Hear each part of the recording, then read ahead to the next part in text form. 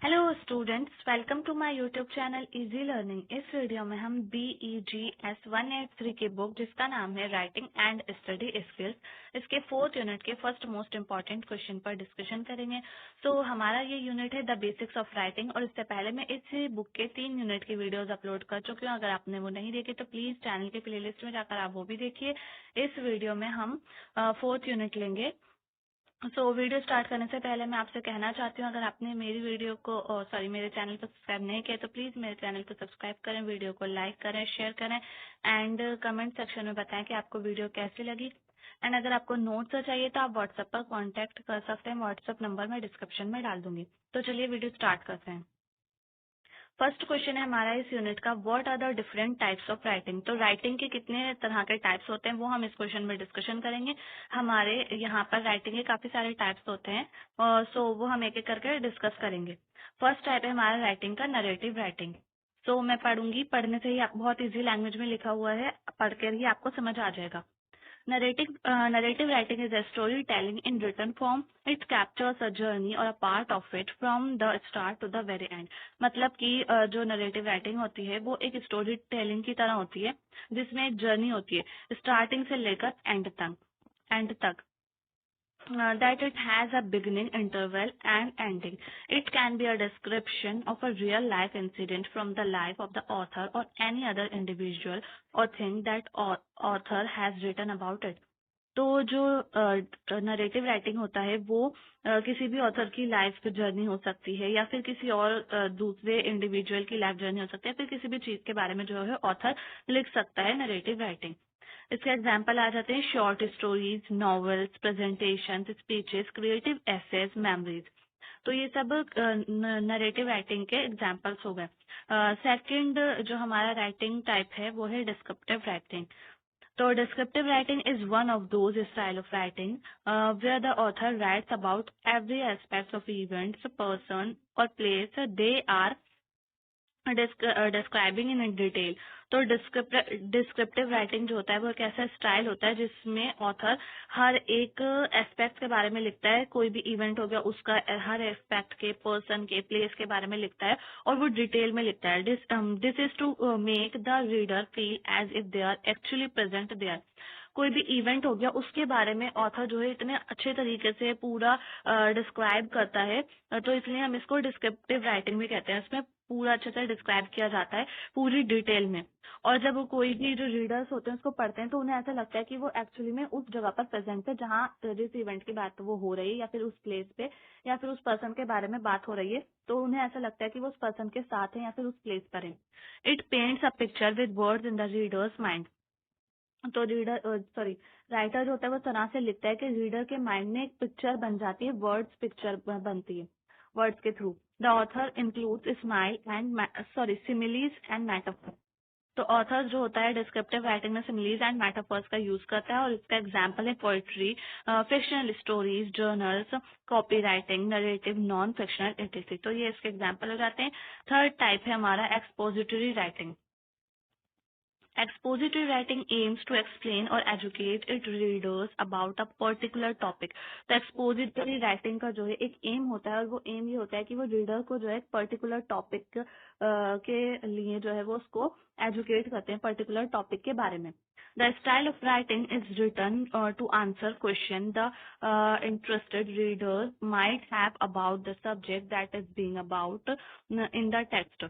तो उसमें क्वेश्चंस के आंसर्स दिए जाते हैं, और क्वेश्चंस ऐसे होते हैं, यहाँ पर ये दे रखा है questions like who, what, when, where, why, how are answered in expository pieces of academic writing. तो जो हमारे WH फैमिली वर्ड्स होते हैं ऐसे वाले क्वेश्चंस होते हैं एक्सपोजिटरी राइटिंग में, जिनका जो आंसर है वो राइटर खुद देता है।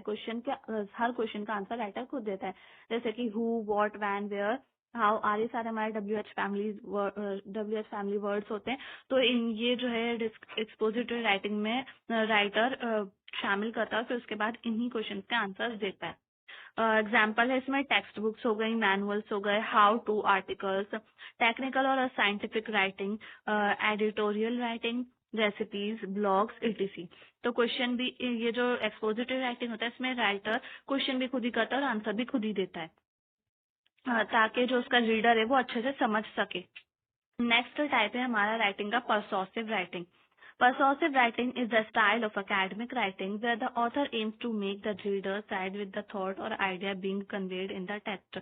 तो author जो होता है, author का जो एम होता है इस परसोसिव राइटिंग में वो होता है रीडर के जो थॉट्स हैं और आइडियाज हैं उनको कन्वे करता है टेक्स्ट के अकॉर्डिंग.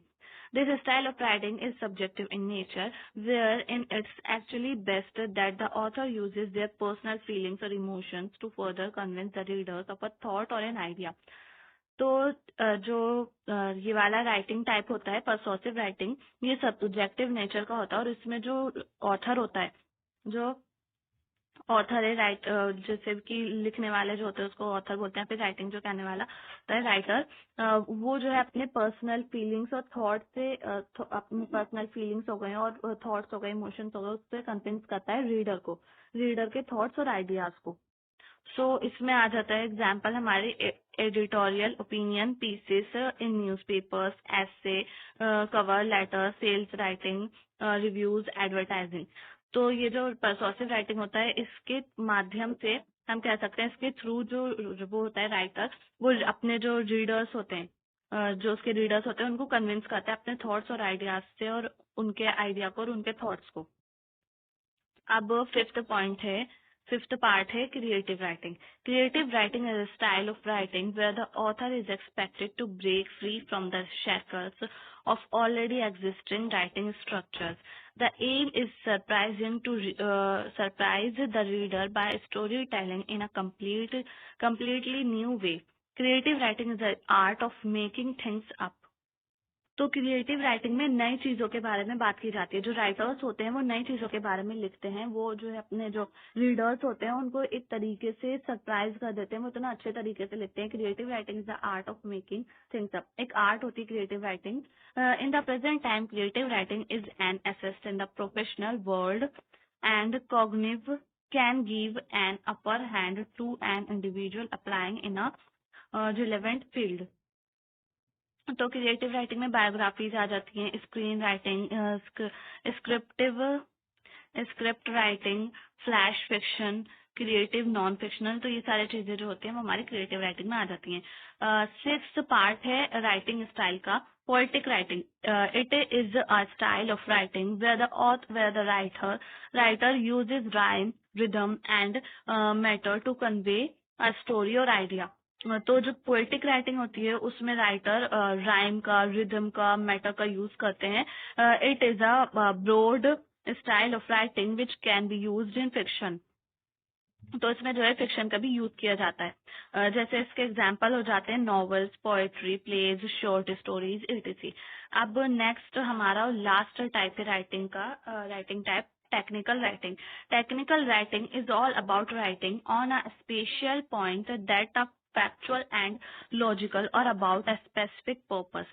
तो जो टेक्निकल राइटिंग होती है वो फैक्चुअल होते हैं, लॉजिकल होते हैं और वो एक साइंटिफिक पर्पस से लिखे जाते हैं. जो राइटर होते हैं वो साइंटिफिक पर्पस से लिखते हैं ये राइटिंग्स.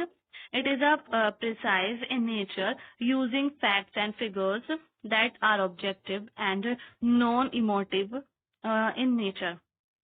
तो इन ये जो टेक्निकल राइटिंग होती है इसमें कोई इमोशंस का यूज नहीं किया जाता है. ये ऑब्जेक्टिव होते हैं और फैक्ट्स इसमें यूज किए जाते हैं, फिगर्स इसमें यूज की जाती हैं and only aim to inform the reader. तो जो टेक्निकल राइटिंग होती है उसका खाली एक ही एम होता है, वो होता है रीडर को इन्फॉर्म करना. तो इसके एग्जाम्पल में आ जाता है user manuals, medical articles, text book वगैरह etc. जो है इसमें आ जाते हैं. तो आई होप ये क्वेश्चन आपको समझ में आ गया होगा. अगर आपको वीडियो पसंद आए तो प्लीज वीडियो को लाइक करें, कमेंट्स करके बताएं एंड चैनल को सब्सक्राइब करना ना भूलें. थैंक्स.